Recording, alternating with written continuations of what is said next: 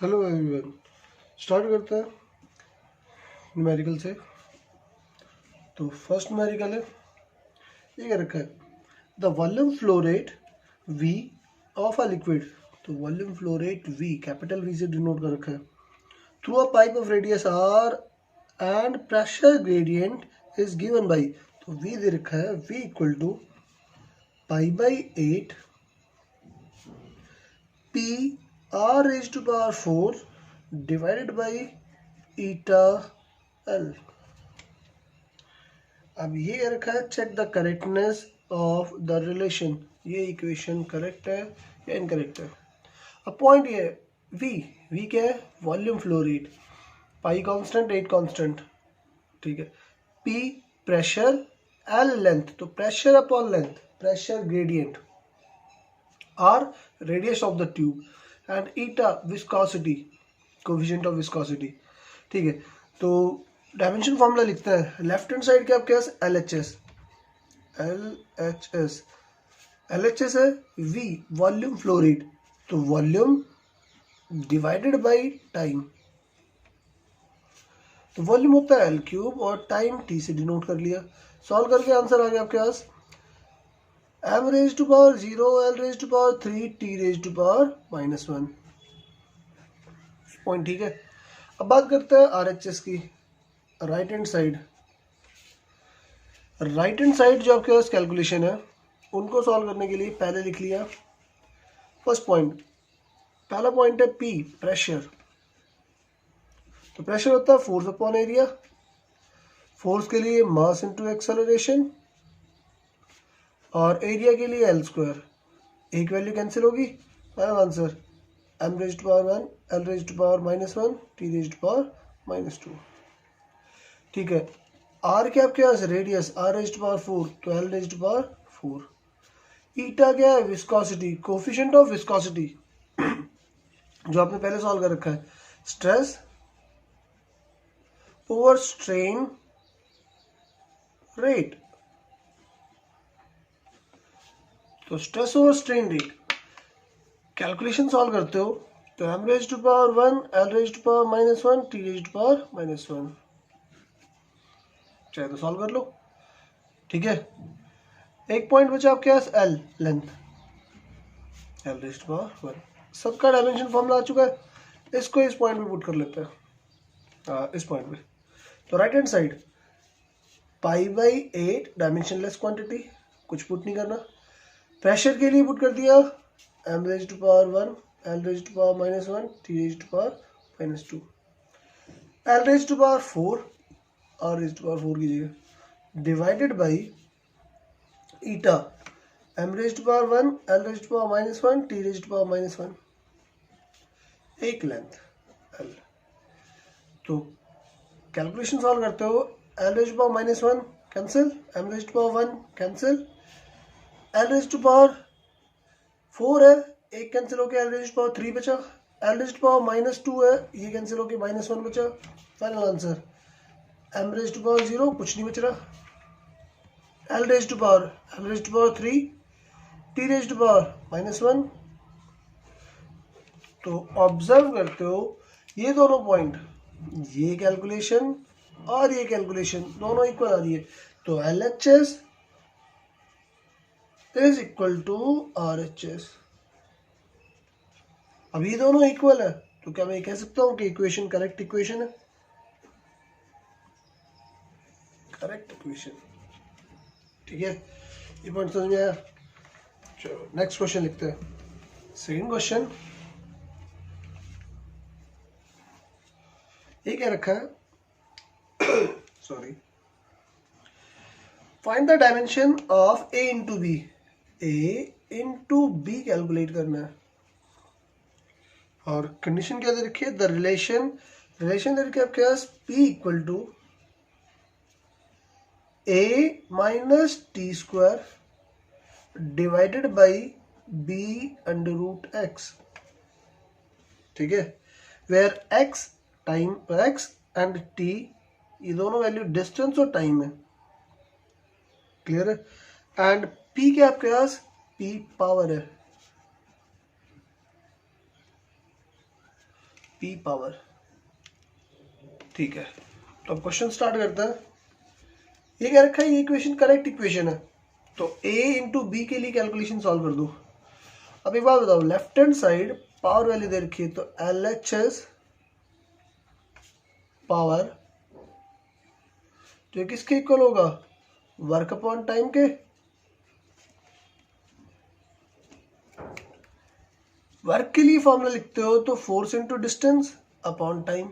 अब पावर का dimension formula लिखते हैं, डायमेंशन फॉर्मूला फॉर पावर, क्या आंसर आ गया, फोर्स मास इंटू एक्सेलरेशन, और डिस्टेंस के लिए L अपॉन टाइम के लिए T। Final answer m raise to power 1, L raise to power 2, T raise to power -3। ये वैल्यू आ गई पावर। ठीक है, चलो अब कंसेप्ट अप्लाई करते हैं।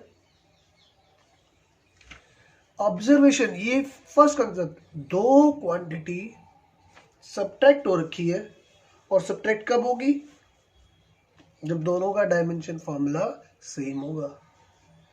ठीक है, पॉइंट समझ में आया। तो इसका मतलब ए डायमेंशनली इक्वल है, किसके इक्वल है, टी स्क्वायर के। दैट इज, क्या मैं ये लिख सकता हूँ, m raise to power 0, L raise to power 0, T raise to power 2। बोलो फर्स्ट पॉइंट। ठीक है, सेकेंड, अब बात करते हैं B के लिए। तो ये इक्वेशन जब करेक्ट इक्वेशन है, तो left hand side right hand side के इक्वल होगी। क्लियर है, लेफ्ट हैंड साइड पावर है, पावर का डायमेंशन ये लिख लिया, m raise to power 1, L raise to power 2, T raise to power -3। जो इक्वल करना है राइट हैंड साइड के, इन दोनों का डायमेंशन सेम है, तो दोनों की जगह एक ही वैल्यू लिख लूंगा, T raise to power 2 divided by B के लिए डायमेंशन कैलकुलेट करना है, और x है लेंथ, लेंथ पावर कितनी आ जाएगी आपके पास 1/2, L रेज टू पावर 1/2। ठीक है, यहाँ तक। तो B का आंसर, B कैलकुलेट कर दिया, रीअरेंज करोगे ये इधर चला जाएगा, ये पूरा आंसर डिवाइड में आ जाएगा। तो B के लिए क्या dimension formula L raise to power 2 upon ये वैल्यू आ गई T raise to power, M raise to power 1, L raise to power 2, T raise to power -3, और L पहले से L रेज टू पावर 1/2। ठीक है, नेक्स्ट अगले स्टेप पे सॉल्व कर लिया। m रेज टू पावर आ गया -1, L वैल्यू, ये दोनों वैल्यू सॉल्व करके -5/2 आ जाएगी, ऊपर लिखे होगे तब L raise to power -5 upon 2, T raise to power ऊपर आगे ऐड हो गया, तो T रेज टू पावर 5 हो गया। ये आंसर आ गया आपके पास B का। Dimension formula for B calculate कर लिया, डायमेंशन फॉर्मूला ऑफ A ये कैलकुलेट कर लिया, दोनों पॉइंट कैलकुलेट कर लिए। क्वेश्चन स्टार्टिंग में ये कहा था कि कैलकुलेट करो दोनों की प्रोडक्ट, तब दोनों की प्रोडक्ट कैलकुलेट करते हो। अगले स्टेप पे सॉल्व करता है, A into B, A into B, तो आंसर क्या बना, A के लिए आंसर है T raise to power 2, B के लिए आंसर है M raise to power -1, L raise to power -5/2, और T raise to power 5। Final answer rearrange करके फाइनल आंसर बना M raise to power -1, L raise to power -5/2, और T raise to power 7, 5 + 2 7। ये answer आ गया आपके पास। क्या ये क्लियर है? ठीक है, नेक्स्ट थर्ड क्वेश्चन की बात करते हैं। ये क्या रखा है, in the equation y is equal to, y दिया हुआ है, y is equal to a sin omega t plus K x. ठीक है, t and x stand for time, time और ये x डिस्टेंस है। What are the dimension of, dimension बताना है, ओमेगा डिवाइडेड बाई के, इसके लिए डायमेंशन कैलकुलेट करो। ठीक है, एक पॉइंट पढ़ रखा है हमने, पहले से रीड कर रखा है, क्या रीड कर रखा है, साइन ऑफ थीटा ये पूरी क्वांटिटी डायमेंशनलेस है। क्लियर है? ये कर रखा है, रीड कर रखा है आपने, पहले से पढ़ा हुआ है। कैसे? साइन थीटा क्या होता है आपके पास? Perpendicular upon hypotenuse. तो ये भी डिस्टेंस है परपेंडिकुलर और हाइपोटेन्यूज भी डिस्टेंस है, कैंसिल हो गया। तो m raised to power 0, l raised to power 0, t raised to power 0। और अगर मैं सिर्फ एंगल की बात करूं थीटा की, तो ये फॉर्मूला पढ़ रखा आपने, आर्क अपॉन रेडियस। तब भी आपके पास आर्क भी सेपरेशन, रेडियस भी सेपरेशन लेंथ, तो तब भी आंसर क्या आएगा? m0 l0 t0। बोलो ठीक है। तो अब एडिशन कंसेप्ट अप्लाई करो। एडिशन कंसेप्ट क्या कहेगा कि दो क्वांटिटी ऐड तब होंगी, ये दोनों क्वांटिटी ऐड तब होंगी जब दोनों का डायमेंशन सेम होगा।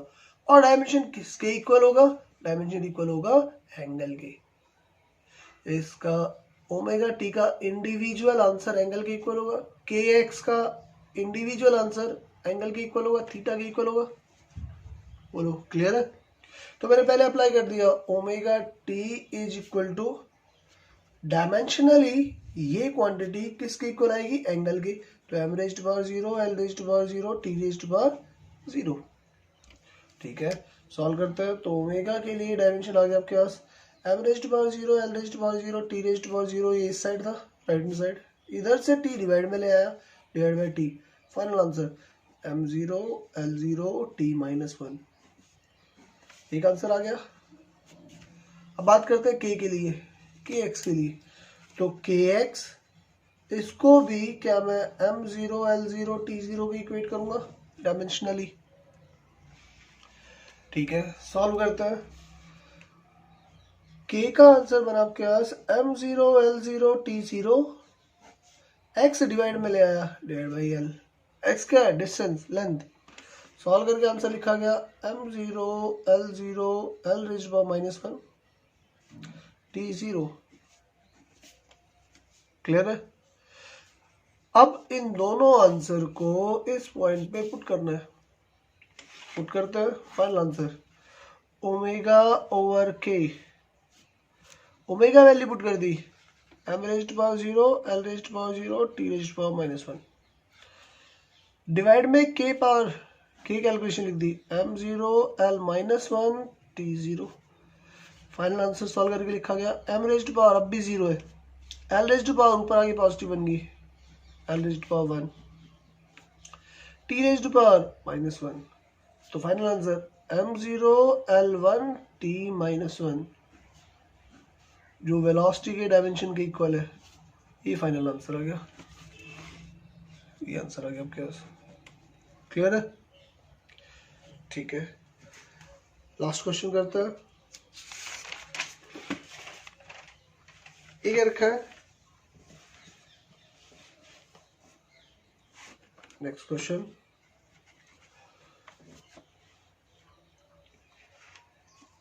Find the dimension, dimension calculate करो of a into B upon C. ठीक है, इन रिलेशन, किस रिलेशन के अकॉर्डिंग? ये क्या रखा है, f is equal to a upon root x plus B x plus C x square. ठीक है, वेयर f के आपके पास force, x distance, t time, x distance. ठीक है, f के आपके पास फोर्स, तो ये इंडिविजुअल फोर्स के इक्वल होगा, ये भी फोर्स के इक्वल होगा और ये भी फोर्स के इक्वल होना है। क्लियर है? तो डायमेंशनली फोर्स का आंसर लिखा गया फॉर ए, पहले ए के लिए स्टार्ट करते हैं। फोर्स है मास इनटू एक्सेलरेशन, जो इक्वल कर दिया a अपॉन रूट एल के, एक्स किसके इक्वल लिख दिया, एल के इक्वल लिखा गया। क्लियर है? ठीक है, तो a वैल्यू किसके इक्वल आ गई, डायमेंशन ऑफ a, ये मल्टीप्लाई में लिख लिया, m raised to power 1, l raised to power, यहाँ पावर 1/2 है, यहाँ 1 है, तो सॉल्व करके 3/2 लिखा गया, t⁻⁻², पहला आंसर। ठीक है, अब इसकी बात करते हैं। तो फोर्स इक्वेट कर दिया B इंटू एल के, तो B का डायमेंशन आ गया, इससे ये कैंसिल हो गया, m⁻⁻1 l⁻⁻0 t⁻⁻²। अब बात करते हैं C के लिए, तो इसको इक्वेट कर दूं। For C force mass acceleration equate कर दिया C इंटू l² के, एक l कैंसिल हो गया, तो C डायमेंशन ऑफ C क्या लिखा गया, ये डिवाइड में आ गया, m⁻⁻1 l⁻⁻−1 t⁻⁻²। तीनों आंसर आ चुके हैं। और ये अब इन तीनों की वैल्यू इस पॉइंट पे पुट करते हो फर्स्ट पे, तो क्या लिखा गया, C into A into B upon C। A value m⁻⁻1 l⁻3/2 t⁻⁻²।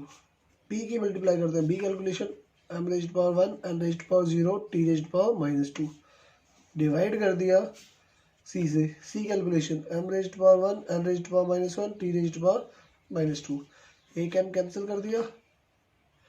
ठीक है, तो आंसर आ गया m⁻⁻1